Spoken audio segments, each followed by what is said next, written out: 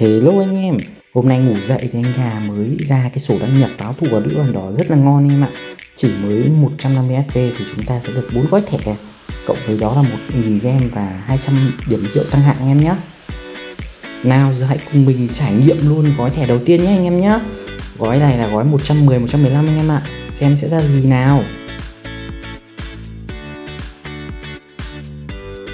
Và phát súng đầu tiên đã mang lại cho mình đó là Mohamed Salah anh em ạ. Như thế này chúng ta có thể coi là gói ngon rồi chứ anh em ơi. Nhưng mà con này mình có rồi anh em nhá. Vẫn là tuyệt vời, 250 mảnh chào đón em. Ok anh em đã trải nghiệm, đã mở được cầu thủ nào hãy comment bên dưới cho Tun cùng biết nha. Chúc anh em một ngày vui vẻ. Bye bye anh em.